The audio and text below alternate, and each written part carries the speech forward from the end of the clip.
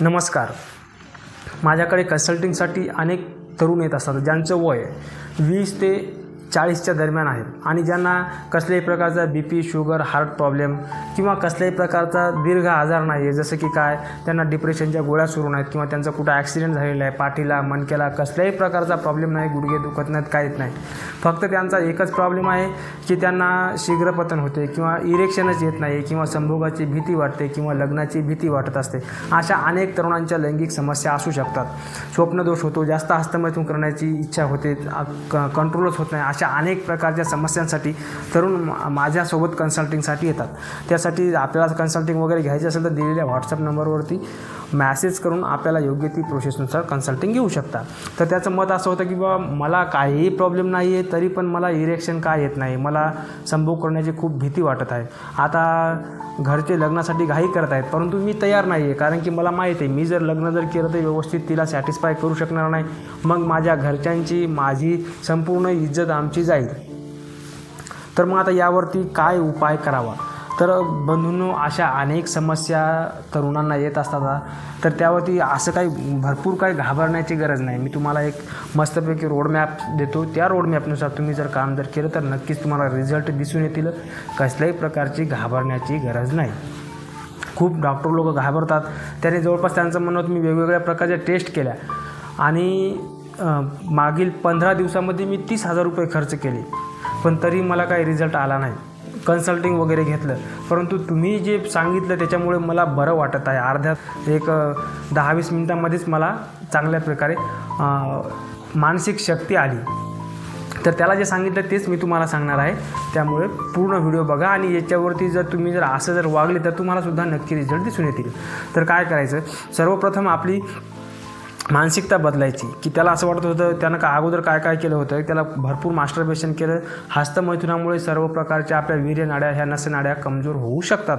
त्यामुळे इरेक्शनचा प्रॉब्लेम येत असतो आणि भरपूर तरुणांना येतो. जास्त वीर्यस्राव झाल्यामुळे माणसाचं मन कमजोर होत असते, कारण की अंतिम सप्तधातू जो आहे तो वीर्य आहे. वीर्यापासून नंतर काय बनत असते, ओज. ओज म्हणजेच आपलं मन, आपला कॉन्फिडन्स, आपल्या चेहऱ्यावर, डोळ्यावरती, आपल्या संपूर्ण वागण्यामध्ये, कामामध्ये जे ओज, तेज दिसून येत असते ते वीर्याची परिणती असते. तुम्ही एखाद्या क्षेत्रामध्ये यशस्वी होता, तेज तरार जे दिसून येतात, जे लोक असं पूर्ण हायलाईट होतात की हां, या गर्दीमध्ये जो हे जे बालक आहे ना, हा जो तरुण आहे ना, हा खूप तेजस्वी दिसत आहे. हे कशामुळं? कारण त्याच्यामध्ये वीर्य हे स्टोअर झालेलं आहे. अशा लोकांमुळे, अशा वीर्यामुळे ते ओज दिसून येत असते. तर ते वीर्यनाश झाल्यामुळे त्याचं मन कमजोर झालं, त्यामुळे त्याला कॉन्फिडन्स येत नाही. नंतर त्यानं काय केलेलं आहे, स्वतःची कॅपॅसिटी टेस्ट करण्याकरता एका वेश्येकडे गेला, पैसे देऊन गेला हॉटेलवरती. आणि त्या लेडीज वयापेक्षा, याच्या वयापेक्षा जास्तच असतात आणि त्यानं जे सांगितलं खूपच भयानक होतं की ती कपडे काढून बसलेली. मी गेलो, सर्वप्रथम तर माझ्यावरती प्रेशर आलं. मी घाबरलो की एवढी मोठी स्त्री त्यानं कधी उघडी बघितलीच नाही ना. फक्त त्यानं पॉर्न व्हिडिओमध्ये वगैरे गोऱ्या चिट्ट्या स्त्रिया बघितलेल्या असतात आणि आपल्या भारतीय स्त्रिया काही तशा नसतात. म्हणजे मन एकदम प्रेशराईज होते आणि ती कपडे काढून बसल्यामुळे मला इरेक्शनच आले नाही. मी प्रचंड निराश होऊन बाहेर आलो. तिनं 10-20 सेकंदामध्ये तिचे पैसे घेतले, ती बाजूला झाली. आणि त्यानंतर त्याला जे डिप्रेशन आलं, त्याच्यानंतर भरपूर दिवस मी त्यामध्येच शॉकमध्ये होतो. आणि मग नंतर भरपूर दुसऱ्या दिवसानंतर मग भरपूर हिंमत करून दोस्त मित्रांना बोलून मी परत एका दुसऱ्या वेश्येकडे गेलो. तेव्हा मला थोडंफार इरेक्शन आलं. जसं पाहिजे तसं तर आलं नाही, परंतु जे थोडंफार जे आलं, मी तिच्याजवळ गेल्यानंतर जास्तीत जास्त 5 ते 10 सेकंदामध्ये माझं डिस्चार्ज झालं आणि मी परत बाहेर आलो. तेव्हापासून मला प्रचंड संभोगाची भीती वाटते, कॉन्फिडन्सच राहिला नाही. आता असं वाटतं की त्या 2 ठिकाणी मला इरेक्शन आलं नाही तर मी आता लग्न झाल्यावर माझ्या बायकोला जर सॅटिस्फाय करू शकलो नाही तर काय होईल. तर बंधूंनो, मी काय झालेलं या प्रकरणामध्ये, एक तर मास्टरबेशन केल्यामुळे त्याचं नुकसान झालेलं आहे आणि दुसरं म्हणजे तो चुकीच्या ठिकाणी संभोग करायला गेला. ती वेश्या काही ट्राय करायची जागा नाही आहे. वेश्येकडे तर तसं कोणी जाऊच नाही. शास्त्रामध्ये सांगितलेलं आहे की नारी नरकाद्वार आहे, म्हणजे त्या वेश्येसाठी सांगितलेलं आहे. जो वेश्येकडे जातो त्याचं अख्खं आयुष्य बदलून जाते आणि तरुणांनी तर मुळीच जाऊ नये. आयुष्याचा सर्व सत्यानाश होतो. पूर्ण आयुष्यात कधीही त्याला प्रगती करता येत नाही, कारण की त्याचं मन ते त्याला खात राहते, गिल्ट. आणि त्या ठिकाणी यशस्वी संभोग न जमल्यामुळे त्याचा जो पुरुषी जो आत्मविश्वास होता तो पूर्णपणे गेलेला आहे. तर आता यातून बाहेर येण्यासाठी काय करायचं, तर सर्वप्रथम आपली मानसिकता बदलायची.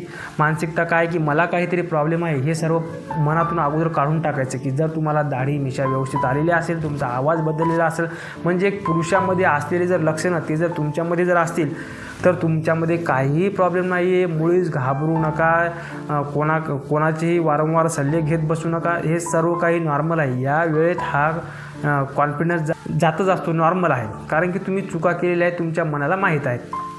तर आता त्या प्रॉब्लेममधून बाहेर येण्यासाठी काय करायला पाहिजे, तर तुमची लाईफस्टाईल बदलायची आहे. काय करायचं आहे, त्यांना जो नाईटफॉल वगैरे होत असतो त्यामुळे वीर्यस्राव होतच राहत असतो, त्याच्यामुळे वीर्य शरीरामध्ये स्टोअर राहत नाही. त्यासाठी सर्वप्रथम सकाळी लवकर उठायचं.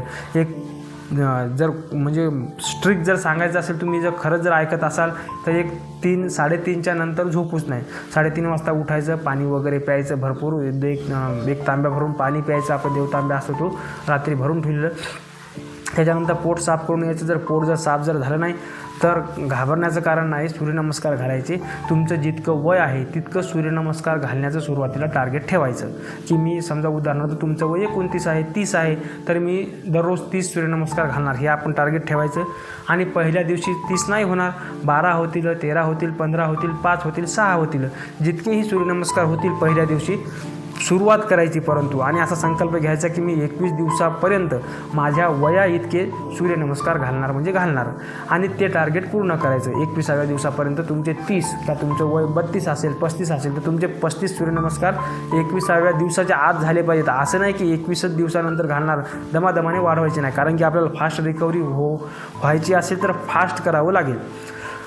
तर 30 सूर्यनमस्कार समजा 21व्या दिवशी घालायचे, तिथून पुढे 21 दिवस 30 सूर्यनमस्कार घालायचे. म्हणजे तुमचं जे गेलेला जो कॉन्फिडन्स आहे, तुमच्यातलं गेलेलं जे तेज आहे ते वापस येईल. सूर्यनमस्काराची फलश्रुती काय सांगितलेली आहे की हे जर दररोज कोणी जर करेल, आदित्यस्य नमस्कारान ये कुर्वन्ति दिने दिने आयु प्रज्ञा.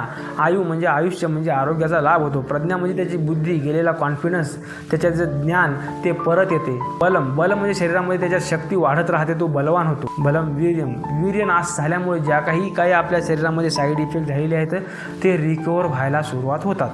हे सर्व काही करायचं आहे. आणि 21व्या दिवसानंतर मग जितकं वय आहे तितकाच सूर्यनमस्कार घालत जायचे. आणि त्याच्यानंतर जे सूर्यनमस्कार वाढवायचे आहेत, नक्कीच जास्तीत जास्त सूर्यनमस्कार घालायचे आहेत, शास्त्रीय सूर्यनमस्कार.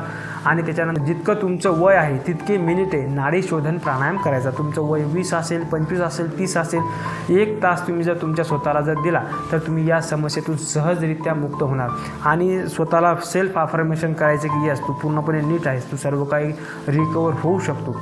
आणि एक छोटासा औषधी प्रयोगसुद्धा सांगत आहे.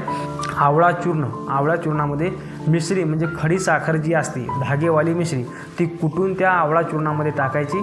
आणि दररोज रात्री झोपण्याआधी 1 तासा अगोदर साध्या थंड पाण्यासोबत 1 चमचाभर ती आपले आवळा चूर्ण त्या मिश्रीयुक्त खायचं, पाठीमागून पाणी प्यायचं आणि झोपायचं. रात्री झोपताना भरपूर पाणी प्यायचं. मास्टरबेशन, अश्लील विचार, पॉर्न व्हिडिओ वगैरे बघणं, निगेटिव्ह विचार करणं, निगेटिव्ह मित्रामध्ये राहणं, अश्लील साहित्य वाचणं, त्याच्याविषयी विचार करणं, रिकामं राहू नये. सतत काहीतरी कामामध्ये, अभ्यासामध्ये, छंदामध्ये काहीतरी करत राहावं. मग हे निगेटिव्ह विचार तुमच्यामध्ये येणार नाहीत. आणि बघा, तुम्ही 1 ते 1.5 महिन्यामध्ये या लूपमधून नक्कीच सुटाल, याची मला खात्री आहे. आणि असे भरपूर तरुण सुटलेले आहेत. जर तुम्हाला अधिक काही मदत लागत असेल तर दिलेल्या नंबरवरती संपर्क करून योग्य ते शास्त्रीय मार्गदर्शन घेऊ शकता आणि आपलं जीवन सुखमय बनवू शकता. तुम्ही स्वतःची व तुमच्या परिवाराची काळजी घ्या. धन्यवाद.